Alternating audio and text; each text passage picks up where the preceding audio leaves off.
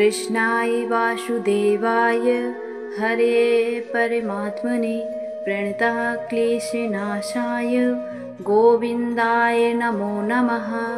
हरे कृष्णा। प्रिय श्रोतागण, आप सबका हार्दिक स्वागत है।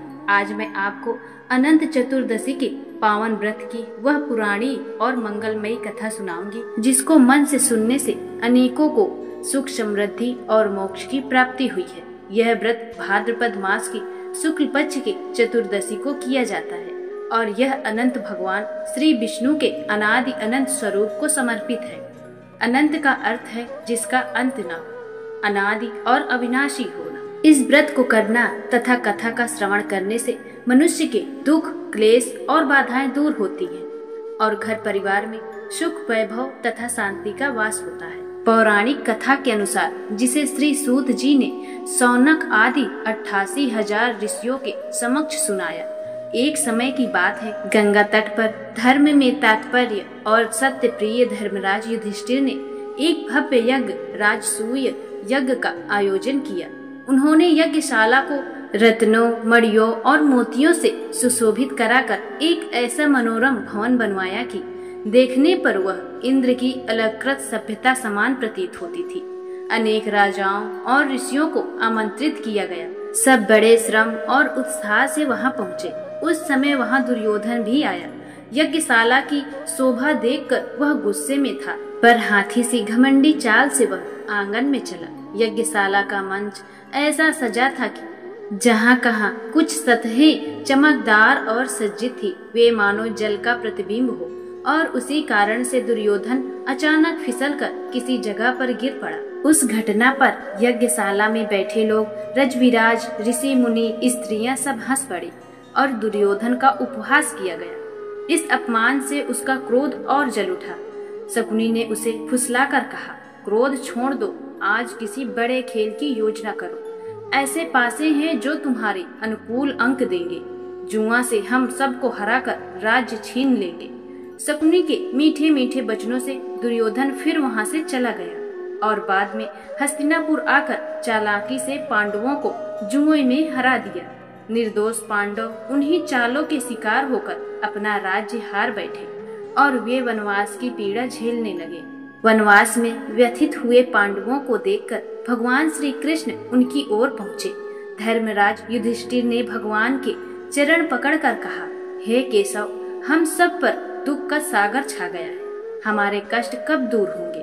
कृपया बताइए, क्या कोई ऐसा व्रत आचरण है जिससे हम अपने कष्टों से छूट पाएं और जीवन में पुनः सौभाग्य, सुख और राज्य प्राप्त कर सकें? भगवान श्री कृष्ण ने प्रेम और दया से उत्तर दिया, हे धर्मराज, सब पाप और क्लेश नष्ट करने का एक सर्वश्रेष्ठ उत्तम व्रत है अनंत व्रत। यह भाद्रपद शुक्ल चतुर्दशी को होता है। इसे करने से सारे पाप टूटते हैं और मनुष्य को परित्राण मिलता है। युधिष्ठिर ने जिज्ञासा से पूछा, हे माधव, आप कहते हैं कि यह अनंत व्रत सर्व सिद्ध है, पर अनंत किसे कहते हैं? क्या वह कोई नाग है, कोई तक्षक है या कोई ऐसा देव है? कृपया विस्तार में मुझे बताइए।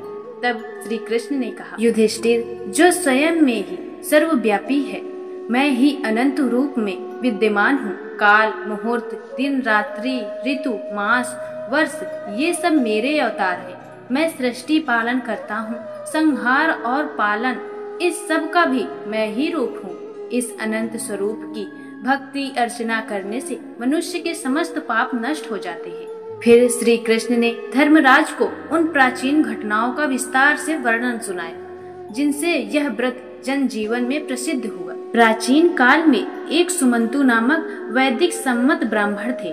वे धर्म में अति निष्ठावान थे।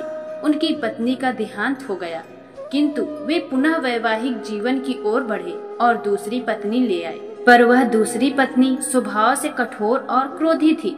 सुमंतु की एक कन्या सुशील थी, जो भरण पोषण में बढ़कर सुशोभित और गुणशील हुई। पिता ने उपयुक्त वर की तलाश के विचार किया और उसी समय महर्षि कौंडिन्य वहां आए। उन्होंने सुशीला से विवाह करने की इच्छा व्यक्त की। दोनों का मंगल विवाह हुआ और दाम्पत्य जीवन शुरू हुआ। विवाह के बाद जब वे एक बार यमुना तट पर नित्य कर्म के लिए ठहरे, तो सुशीला ने देखा कि किनारे पर अनेक स्त्रियां अनंत चतुर्दशी व्रत कर रही हैं। भक्ति भाव से अनंत भगवान की पूजा कर रही थी।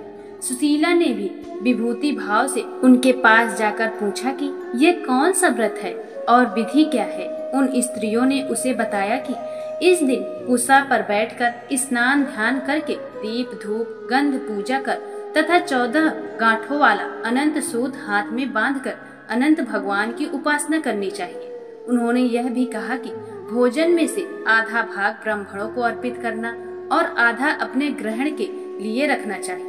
सुशीला ने श्रद्धा से वही विधि अपनाई, पूजा की और अपने हाथ में अनंत सूत बांध लिया। व्रत के फल स्वरूप उसके घर में अचानक समृद्धि और सौभाग्य आ गया। उसके घर में अधिक गोधन, धन धान्य और आतिथ्य का प्रचलन हुआ।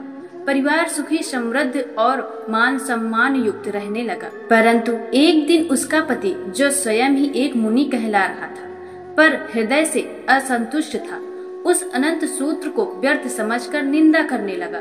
क्रोधित होकर उसने वह सूत्र तोड़ दिया और उसे अग्नि में फेंक दिया। उसी क्षण से घर में पतन आरंभ हो गया। घरों के गोधन चोरी हो गए, धन धान्य भाग गया और परिवार पर विपत्तियां छा गई।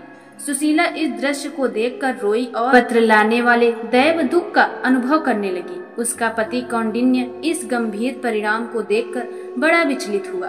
उसे अपनी भूल का घोर पछतावा हुआ। परंतु जब वह सब कुछ क्षरण होते हुए देख रहा था, तब उसे लगा कि वह अपने पापों से ही पीड़ित है। उसने सच्चे मन से वैराग्य धारण कर लिया और वन की ओर चला गया। कठोर तपस्या करने लगा तथा सतत अनंत का नाम धारण करने लगा। रोक टोक और धैर्य खोकर कुछ समय पश्चात उसने जीवन त्याग का निश्चय किया और अपने गले में फंदा डाल लिया। उसी समय अनंत देव की दया हुई। वे प्रकट हुए और उस वृद्ध ब्राह्मण के रूप में आए, जिसने कौटिन्य का हाथ पकड़ा और उसे एक गुफा में ले जाकर दिव्य दृश्य दिखाया।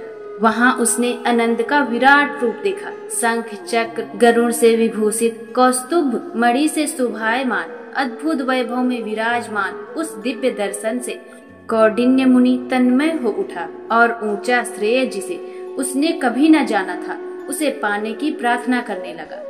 अनंत देव ने करुणा से कहा कि जो पाप तुम्हारी गलती से हुई है वे सब नष्ट किए जा सकते हैं, परंतु तुम्हें शुद्ध मन से प्रतिज्ञा करनी होगी और 14 वर्ष तक अनंत व्रत स्थापित करना होगा। यदि तुम यह नियम का पालन करोगे तो जो फल वर्षों में मिलता है वही फल तुम्हें मिले और अंत में मेरी शरण भी प्राप्त होगी। अनंत देव ने यह भी वरदान दिया कि इस कथा का श्रवण और वही व्रत जो श्रद्धा से किया जाए उससे वे फलों का तीव्र विवर्धन होता है। जिस प्रकार कौंडिन्य मुनि ने 14 वर्ष करने से जो पुण्य पाया, वही कथा सुनते हुए और व्रत करते हुए 1 वर्ष में भी प्राप्त किया जा सकता है, यदि मनुष्य संपूर्ण श्रद्धा और नियम के साथ व्रत करे। अनंत देव ने यह वचन देते हुए कहा कि जो भी पुरुष दाएं हाथ में और स्त्री बाएं हाथ में 14 गांठों वाला अनंत सूत्र बांधता है, कथा सुनता है और व्रत के नियमों का पालन करता है, वह सब पापों से मुक्त होकर सुख समृद्धि का अधिकारी बनता है। इसलिए हे भक्तों, अनंत चतुर्दशी का व्रत बहुत सरल है परंतु अनंत प्रभावशाली है। विधि इस प्रकार है कि सबसे पहले स्नान करके शुद्ध वस्त्र धारण करें, कुश पर या स्वच्छ स्थान पर चतुर्दशी का संकल्प ले, धूप दीप गंध पुष्प और नैवेद्य से भगवान की पूजा करें। 14 गांठों वाला डोर यानी कि सूत्र बनाकर पहले भगवान को अर्पित करें और फिर पुरुष दाहिने हाथ में तथा स्त्री बाएं हाथ में बांध लें और कथा का श्रवण अवश्य करें। और जो भोजन आप बनाते हैं उसका आधा भाग ब्राह्मणों को दान कर दें तथा आधा भाग स्वयं ग्रहण करें। इस प्रकार श्रद्धा संयम और दान से की गई उपासना का फल दिव्य और अनंत होता है। जो मनुष्य इस व्रत को श्रद्धा निष्ठा से करता है, शास्त्र बताते हैं कि उसके घर में गरीबी और कष्ट दूर होती है, वैभव और शांति का आगमन होता है और अंतकाल में उसके लिए परम मुक्तिवासा निश्चित होता है। श्री कृष्ण ने धर्मराज युधिष्ठिर से कहा कि यह व्रत निश्चित ही श्रेष्ठ है। जो इसे विश्वास सहित करेगा वह समस्त पापों से निवृत्त होकर परम कल्याण पाएगा। हे श्रोतागण, अब हम सब मिलकर अनंत भगवान से प्रार्थना करें कि उनकी दया हम पर बनी रहे, वे हमें सत्य धर्म में बनाए रखें और हमारे घर में सुख शांति और समृद्धि प्रदान करे। अनंत भगवान की जय। अनंत चतुर्दशी व्रत की जय।